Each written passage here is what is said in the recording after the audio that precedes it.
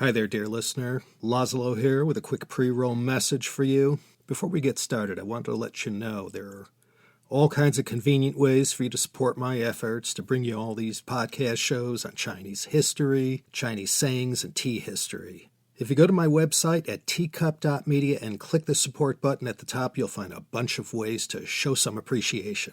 There's Patreon, where you can get early access to new episodes, exclusive content, and an invite to the Teacup Media Discord channel, and more. CHP Premium, that also has early access, exclusive episodes, and ad-free versions of the entire CHP back catalog.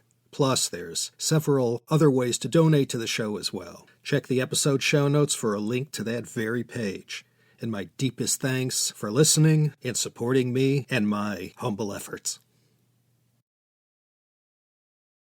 Welcome back, ladies and gentlemen. It's Laszlo Montgomery here with one more halfway decent and interesting Chinese saying, the penultimate of this second season. This Chengyu's a little more upbeat than the last two, but not without its share of tragedy.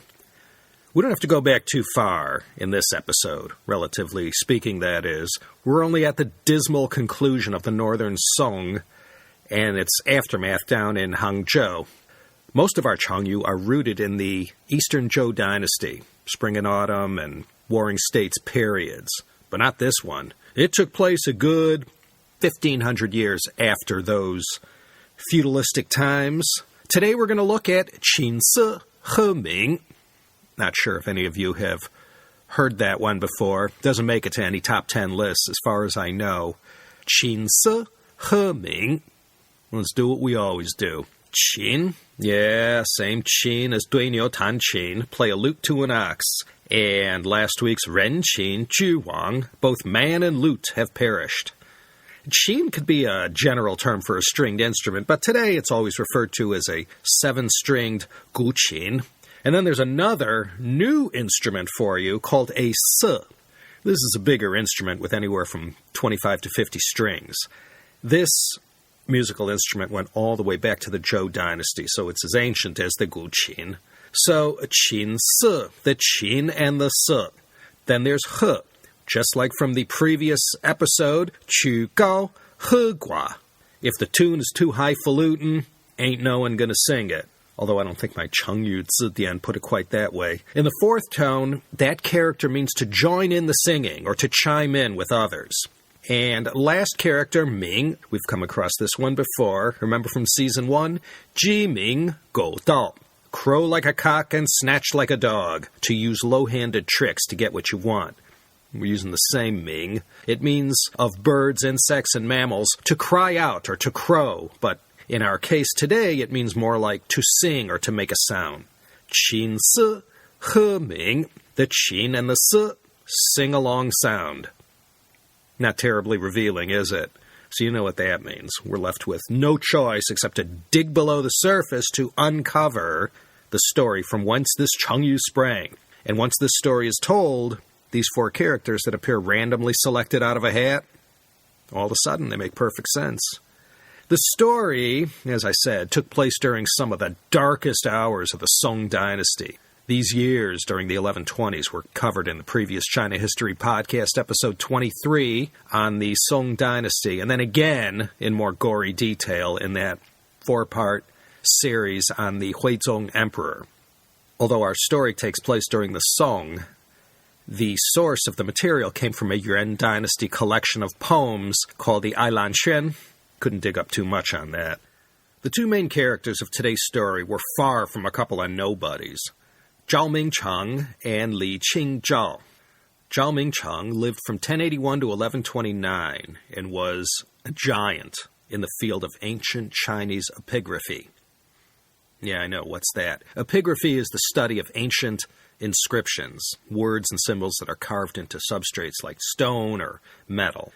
He was also quite accomplished in the arts and letters and came from a respectable lineage that, well, today could have got him a ground floor table at the Lukyu Tea House in Hong Kong. Li Qingzhao is ranked as among the greatest female poets in all of Chinese history. And let me say, that's quite a claim to fame. You had to be pretty darn good to share that superlative. She lived 1084 to 1155. So you can see she lived 26 years longer than Zhao Mingcheng. They were both from Shandong province. Li Qingzhao also had quite a background. Her father had studied under no less a superstar than Su Dongpo, Su Shi, who we featured in a standalone episode, CHP 175. Her father was an amazing scholar, and like many a Song-era literatus, he had a pretty decent library. And Li Qingzhao grew up amongst all these books and soaked up all she could from them. She was incredible, and already in her teens it was said she was very much admired for her poetry. She was quite a favorite in the more elite circles of aristocrats. The two met. Zhao was 20 and Li was 18. In 1101, they married, and to call this a match made in heaven would be the understatement of the century. These two were in love and devoted to each other like you cannot believe. And to top it all off, as if this true love they had for each other wasn't enough, they both shared this passion for epigraphy and would scour the markets together, looking for any inscriptions that they could study together and add to their museum-quality collection. Sometimes Zhao Mingcheng would arrive home wearing almost nothing because, it wasn't unusual for him to pawn the clothes on his back in order to acquire some piece or another that he saw in some antiques market. When Zhao Mingcheng received his degree and began his career as an official in the northern Song bureaucracy, he wasn't making much money. But even in their relative poverty, you couldn't find a happier couple. When they were together, they would sit side by side and decipher these old inscriptions. They'd practice calligraphy together, paint, engage in witty repartee, and sing couplets to each other, replying to the other in the most elegant and poetic ways. Oh man, they had a blast together. So in love. The preacher's face turned red. Together they collaborated on the work that Zhao Mingcheng is most remembered for, the Jin Shi Lu, a 30-volume work that was revered as the greatest academic milestone in Chinese epigraphy going back to the Shang dynasty. So this happy couple lived in sheer and utter conjugal bliss for many years. And then, in the 1120s, trouble came from the north.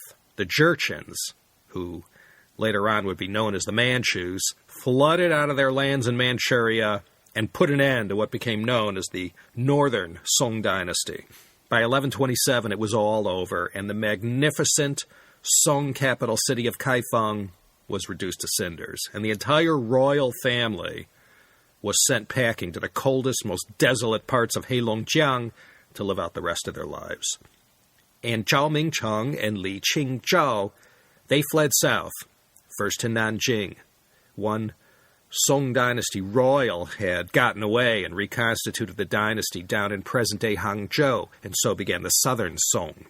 Now, like so many other northerners who fled for their lives in terror, Zhao Mingcheng and Li Qingzhao had to sort of start their lives all over. Like other ethnic minorities who are forced to flee in the middle of the night, they could only cart away a limited amount of their vast possessions, including their collection.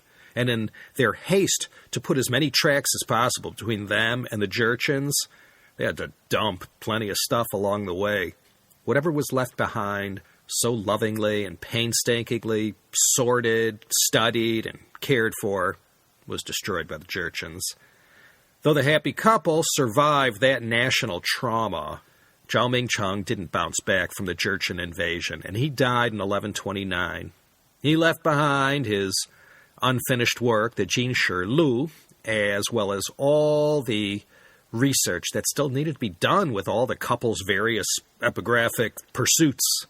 So Li Qingzhao was heartbroken. Her beloved husband, Zhao Mingcheng, was gone, the man who had always been an inspiration for many of her greatest poems.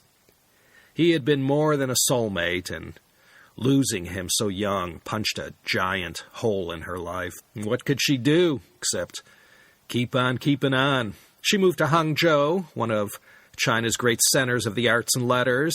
She continued to produce her poetry. She helped to finish off the Jin Shi Lu.